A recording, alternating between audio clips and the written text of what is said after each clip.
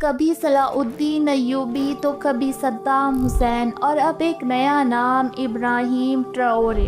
جی ہاں، جب بھی دنیا نے مسلم لیڈرز کو صرف اتہاس کے پنوں تک سمٹ کر رکھنا چاہا، تب ہر دور میں ایک مسلم نوجوان لیڈر دنیا کے سامنے آ کر کھڑا ہوا۔ دراصل پچھلے کچھ دنوں سے ایک نام پوری دنیا میں چرچاؤں میں ہے، ابراہیم ٹراورے، جس نے امریکہ اور فرانس ہی نہیں بلکہ پوری دنیا کو ہلا کر رکھ دیا ہے۔ اور اس کے اسی جذبے اور ہمت کو دیکھ کر سوشل میڈیا سے لے کر پولیٹیکل سرکلز تک لوگ کہہ رہے ہیں کہ کیا یہ وقت کا صلاح الدین ایوبی ہے یا صدام حسین جیسا وہ لیڈر جو امریکہ اور یورپی دیشوں کے سامنے کبھی نہیں جھکا۔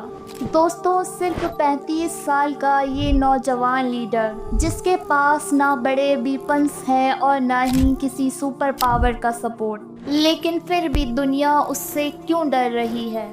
تو چلیے سمجھتے ہیں ابراہیم ٹراورے کا سچ، اس کا جذبہ، اس کی اسٹریٹجی اور آخر مسلم دنیا پر اس کی لیڈرشپ کا اثر آخر کیسا ہوگا۔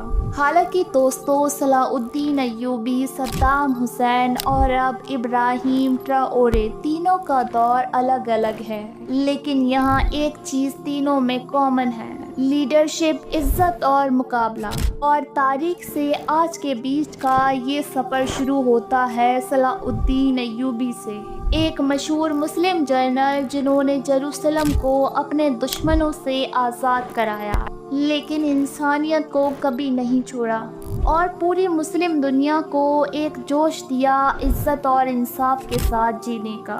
اور پھر ایک دور آتا ہے صدام حسین کا، عراق کا سب سے مضبوط لیڈر جسے دنیا نے تانا شاہ کہا، لیکن مسلم دنیا میں وہ ایک ایسی آواز تھی جو امریکہ اور یورپی دیشوں کے سامنے کبھی نہیں جھکی۔ حالانکہ ان کا اسٹائل، ان کی اسٹریٹجی سخت تھی، پر ان کا میسج کلیئر تھا: اپنی زمین، اپنے لوگ اور اپنا فیصلہ، یعنی ہمارا فیصلہ صرف ہمارا ہے۔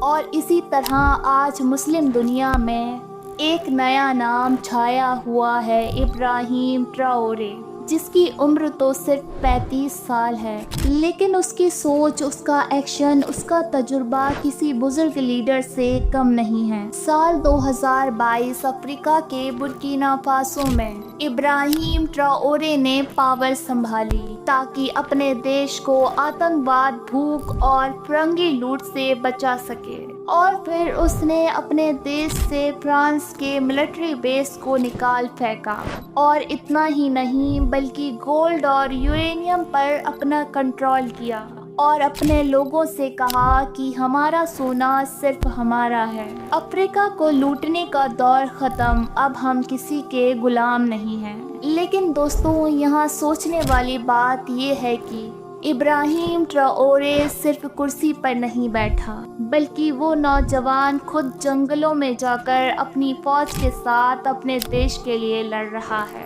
اور وہ اپنے لوگوں کے ساتھ ان کی طرح جیتا ہے۔ یعنی دوستو، آج کے وقت میں اس طرح کی لیڈرشپ کو لے کر چلنا کوئی عام بات نہیں ہے۔ لیکن اب سوال یہ ہے کہ کیا مسلم دنیا اس کے ساتھ کھڑی ہے؟ کیا ابراہیم ٹراورے مسلم دنیا میں ایک لیڈر بن سکتا ہے جو صلاح الدین ایوبی جیسے انصاف، صدام حسین جیسی بہادری اور نئے زمانے کی ڈپلومیسی کو ساتھ لے کر چل سکے؟ دراصل ظاہر سی بات ہے کہ آج کے وقت میں جہاں مسلم دیش آپسی اختلافاتوں میں بٹے ہوئے ہیں، وہاں ابراہیم ٹراورے کا ماڈل سب سے الگ ہے۔ فرانس اور امریکہ جیسے دیشوں کے خلاف خود مختاری رکھنے والا یہ مسلم لیڈر آج صرف رشیا، مالی اور نائجر جیسے تمام دیشوں کے ساتھ اپنے ڈپلومیٹک ریلیشنز کو مضبوط ہی نہیں کر رہا، بلکہ ایک ایسے گلوبل فرنٹ کی تیاری کر رہا ہے جہاں ویسٹ کنٹریز کے بنا بھی سروائیول اور عزت ممکن ہے۔ یعنی آج ابراہیم ٹراورے مسلم دنیا کو ایک نیا کانفیڈنس دے رہا ہے کہ ہم صرف اسپیچ کے لیے نہیں بنے، بلکہ ایکشن کے لیے بھی تیار ہیں۔ لیکن ان سب کے پیچھے پھر وہی سوال آتا ہے کیا ابراہیم ٹراورے مسلم دنیا کا لیڈر بن سکتا ہے؟ مگر یہ فیصلہ صرف اس کے بولنے سے نہیں بلکہ مسلم دنیا کے ساتھ دینے سے ہوگا۔ اگر واقعی مسلم ورلڈ ایک ایسے بندے کو سپورٹ کرے جو عزت، ہمت اور لیڈرشپ کا اصلی مطلب سمجھتا ہے تو شاید پھر سے ایک نیا صلاح الدین ایوبی ابھر سکتا ہے۔ آج جہاں مسلم دیش ڈیوائیڈ ہیں وہاں ابراہیم ٹراورے کا مشن کلیئر ہے، لیکن سوال یہ ہے کہ کیا مسلم دنیا اس مشن کے پیچھے کھڑی ہو سکتی ہے؟